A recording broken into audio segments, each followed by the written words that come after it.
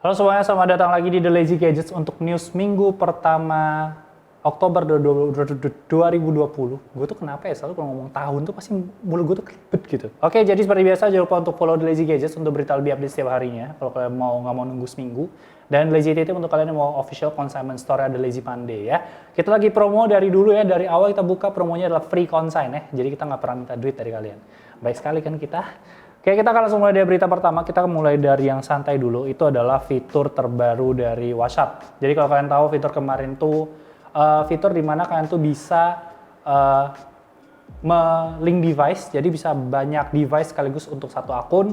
Tapi untuk fitur yang satu ini tuh bukan fitur yang mau gue bahas, tapi lebih ke kalau kalian nge-mute fitur di grup, nge-mute di grup, kan pilihannya tuh mentok tuh 1 year ya. Sampai sekarang gue nggak tahu kenapa WhatsApp bikin mentok di 1 year, tapi untuk yang Android nanti kedepannya dilihat dari WA Beta, itu udah bisa nge-mute forever gitu. Ya emang nggak terlalu ngaruh, cuman lumayan gitu. Kadang-kadang tuh kalau kita nge-mute tuh kayak, oh udah setahun sejak gue masuk grup ini dan segala macam ya. Oke, berita selanjutnya itu adalah dari Huawei. Kalau kalian tahu Huawei juga kemarin masalah nggak dapat izin, tapi baru dapat izinnya itu AMD sama Intel. Di mana Snapdragon itu lagi istilahnya itu lagi ngedaftar lah, nunggu permission. Dan untuk untuk yang Huawei sama Snapdragon ini itu dari rotating chairman-nya Kuoping itu menyatakan kalau seandainya Amerika ngasih lampu hijau untuk Snapdragon kerja sama Huawei, mereka akan sangat tertarik. Jadi mungkin kita akan, kalau emang ini kejadian ya, kita nggak akan ngelihat kirim chipset lagi ke depannya, tapi semuanya itu bakal pakai Snapdragon termasuk flagship-flagshipnya. Karena kalau selama ini kan untuk yang Huawei sendiri itu kayak cuma Nova atau mungkin beberapa seri doang yang pakai Snapdragon, sisanya itu pakai kirim. Jadi ini akan menarik, karena kita bisa ngeliat juga nanti mungkin masuk ke Indonesia itu bakal kayak Oppo Find X2 Pro pakai Snapdragon. Lumayan. Ini bakal, maksud gue Huawei itu udah kayak dikasih kesempatan emas kalau emang dapat ini dan dia nggak usah keluar dari industri smartphone. Next kita ngomongin juga masalah Android, di mana Android tuh menyatakan, Google tuh menyatakan untuk Android 12 itu kedepannya akan lebih bebas download.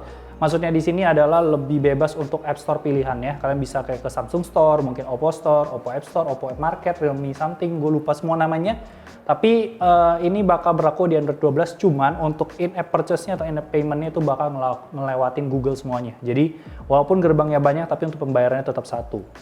Dan hal ini itu baru akan berlaku di tanggal 30 September 2021 mendatang karena Google menyatakan ini lagi masa COVID, jadi untuk para developer untuk berjuang hidup gitu kayaknya masih ribet. Karena soal gue untuk beberapa alternatif App Store, kayaknya in-app purchase-nya itu nggak ngelewatin Google.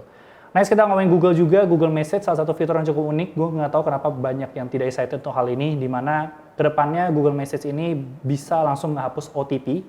Jadi OTP itu kalau kalian login kayak Kaskus, Facebook, Talkpad, atau mungkin OTP ke Tinder atau ke BCA, itu kan ada kode yang bisa dipakai bentar doang. Cuman kan kalau kalian sering login tuh biasanya nyampah tuh, kalian harus delete manual tuh ribet banget. Jadi ini dia untuk update ke depannya itu 1 kali 24 jam akan langsung dihapus. Sebuah fitur yang sebenarnya simple banget, cuma akan ngebantu membersihkan inbox kalian dari pesan-pesan nggak penting. Nah, next juga kita ngomongin Samsung, di mana Samsung ini juga Galaxy S21-nya itu dikonfirmasi akan hadir dengan S Pen. Dikonfirmasi ada salah satu media dari Korea Selatan karena kalau kalian tahu emang Samsung sendiri kan emang fokus banget di foldable-nya. Kalian bisa lihat Z Fold 2 yang bisa terhitung bagus banget. Beberapa review dari review Indonesia juga udah rilis, di mana si S21 ini nanti kedepannya untuk S21 Ultra doang dia bakal bisa support S Pen, dan ini salah satu cara dari Samsung untuk memindahkan user Note-nya itu ke S series karena Note series nanti akan digeser oleh si foldable. Jadi nanti yang kalian mau S biasa mungkin bisa pakai S21 Plus, dan kalau mau yang ada S Pen-nya bisa pakai S21 Ultra. Jadi ditunggu aja, ini akan menjadi hal yang menarik karena S series akhirnya mendapatkan S Pen demi adanya foldable. Next kita ngomongin juga, sebelum kita masuk ke Apple, kayaknya masih ada satu yang harus gue bahas, itu Lenovo Legion. Kalau kalian tahu Lenovo Legion Dual salah satu smartphone yang paling menarik dengan harga yang cukup terjangkau kemarin ya, kayak cuma 10 juta. Itu cuma rilis di China doang, ternyata ini akhirnya akan rilis, mungkin akan rilis global karena di situ terus ada Middle East, Asia Pacific dan segala macam. Gue nggak tahu apakah akan masuk Indonesia, jadi gue nggak mau ngasih PHP dulu. Cuma untuk smartphone yang satu ini dengan Snapdragon 865 Plus-nya dan juga chargingnya itu dual ya, 90 watt, harus dua-duanya colok dengan baterai 5000 mAh. Dia itu udah ada di Eropa, cuma untuk di Eropa kalian tahu harga smartphone itu selalu tinggi. Di Eropa tuh dihargain 1000 euro atau sekitar 17 juta. Dan 17 juta ini kalian bisa dapat either headphone atau dapat semacam alarm gitu, smart alarm. Cuma gue rasa kalau nanti masuk Indonesia, kita berharaplah dia bakal di kayak harus tetap di 10 sih. Kalau nggak dia akan ngelawan ROG Phone 3 itu agak ribet. Soalnya dia kan emang cukup unik, cukup baru, dan dia punya horizontal pop-up. Jadi kan mostly pakai horizontal. Oke, masuk ke Apple, kita akan mulai dari Fortnite X Apple dulu. Jadi ini yang belum selesai. Jadi kemarin tuh Fortnite akhirnya Zoom meeting lah istilahnya sama si hakim atau jaksa apa pokoknya yang ngurusin urusan antara Fortnite sama Apple.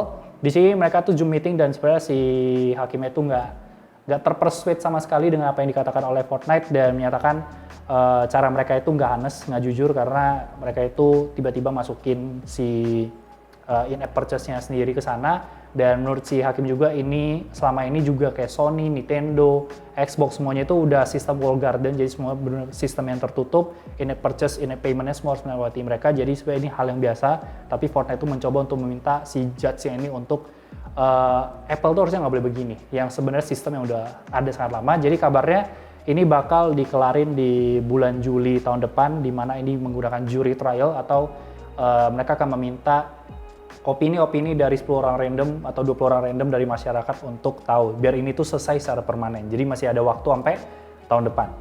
Next, kita bakal ngomongin iPhone. Yang pertama adalah harga final dari iPhone 12. Kalau kalian tahu, iPhone 12 itu akan segera rilis di 10 hari lagi. Harusnya dari leak-nya itu announcement-nya di 13 Oktober. Di sini iPhone 12 mini udah fix namanya, 5,4 inci, ada 3 varian 64, 128, dan 256. Dan 649 USD untuk yang paling kecil di harga 9,6 juta. Jadi kalau ngomongin harga sendiri mungkin nanti akan ada tabelnya keluar untuk full price listnya. Tapi gue akan bahas dari si 9,6 juta ini. Kalau kita ngelihat iPhone SE sendiri itu kan startnya di 400 USD, yang masuk di sini itu 6 juta. Tapi ketika kalian lihat resminya iBox yang harusnya rilis hari ini kalau nggak salah, itu di 8 juta. Jadi feeling gue ya, si iPhone 12 ini yang nantinya resmi, kalau kita anggaplah kita tambah 2 juta, itu mungkin akan di sekitar 12 juta. Tapi karena baru mungkin agak tinggi, cuma harga stabilnya menurut gue akan di 12 juta atau mungkin di 13 juta kalau kita main rasio 4:6, 2:3. Jadi kalau 9 itu harusnya di angka 13, dan ini udah yang resmi karena IMEI itu udah mulai, saya lihat sudah mulai memblacklist bahkan handphone-handphone yang handphone yang sudah bayar pajak. Dari beberapa review yang gue lihat itu juga di blacklist ya. Jadi nggak tahu ya, IMEI ini sepertinya nanti akan coba dibahas satu video sendiri, cuman kita lihat nanti perkembangannya ke depannya gimana. Tapi kan bisa lihat harganya di sana dari 9 juta sampai 11 juta, untuk yang 6,1 inci itu dari 11 sampai 13 juta, yang Pro dari 14 sampai 19, dan yang terakhir yang Pro Max itu dari 16 sampai 20. Ya 20 paling masuk Indo itu pasti startingnya itu gua rasa di 25 juta lah. Barang hype mau gimana, cuman gua nggak tahu ya, karena black market tuh gua rasa udah agak-agak serem untuk diambil yang bukan resmi Indonesia. Terus kita ngomongin skor Geekbench dari A14 juga, ini Geekbench 5, ini diambil dari iPad Air terbaru dan single score-nya di 1583 dan multi-core-nya di 4200. Ini skor yang sangat tinggi sebenarnya kalau kalian dibandingkan dengan A13. Karena Snapdragon 865 dan Exynos 1000 juga yang rilis itu belum menyentuh kedua angka ini. Cuman yang fix kan masih si A14, yang 875 sama Exynos 1000 kan itu semua dari rumor dan leak dan segala macamnya. Jadi harusnya kalau kita ngomongin CPU, masih akan jauh lebih kencang A14 dibandingkan smartphone lainnya. Kita kenapa nggak bisa ngeliat Antutu? Kalau kalian lihat Antutu memang si A14 itu akan lebih rendah dari Geekbench dari 865 Plus. Cuman Antutu itu kan ngambil skornya itu secara keseluruhan, jadi bukan CPU doang, tapi dia bakal ngambil kayak dari memori, dari UI, UX dan segala macamnya. Jadi setidaknya bisa kasih kalian gambaran power dari A14 sendiri. Yang sebenarnya kata-katanya juga fokusnya itu lebih ke battery management-nya. Jadi lebih ke improvement battery dibandingkan ke performa, karena udah ketinggian juga. Masih ada apa ya? Kita ngomongin terakhir itu rumor layar dari iPhone 13. Jadi ini datang dari Rosyang. Rosyang itu salah satu, kalau kita ngomongin layar, dia salah satu yang paling valid leak-nya sama ini. Dan dia juga yang ngeluarin masalah Fold 2. Dan kemarin dia juga menyatakan tentang 120 Hz itu nggak ada di iPhone 12 Pro, itu terjadi karena rumornya semuanya udah hilang tuh 120 Hz.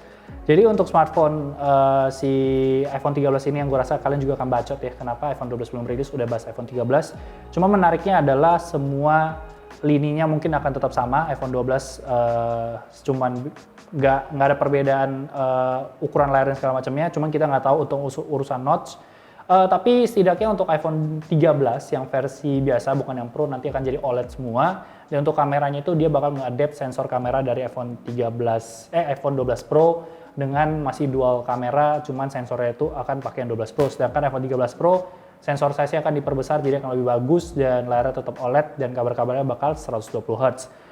Tetap menarik, sebenarnya konfigurasi kalau kita lihat dari pembuatan layar-layarnya ini tetap sama, jadi iPhone 12 dan iPhone 13 yang biasa itu, yang 5,4 inci itu yang menarik karena dia itu tetap pakai Samsung display sama LG display, sedangkan iPhone 13 yang Pro dan 6,1 inci itu dia pakai BOE sama LG display dan yang Pro Max itu bakal pakai Samsung display. Oke, jadi satu hal lagi yang dia kasih tahu juga itu adalah masalah iPhone SE Plus itu baru ada di 2022, sedangkan Ming Chi Kuo menyatakan akan di 2021. Jadi itu aja untuk berita minggu ini. Seperti biasa, jangan lupa like, comment, share. Follow Instagram kita di @thelazygadgets. Gue di Jordi Leonardo O-nya 2 dan jangan lupa subscribe. Thank you so much guys for watching and I'll see you next week untuk news. Bye bye guys.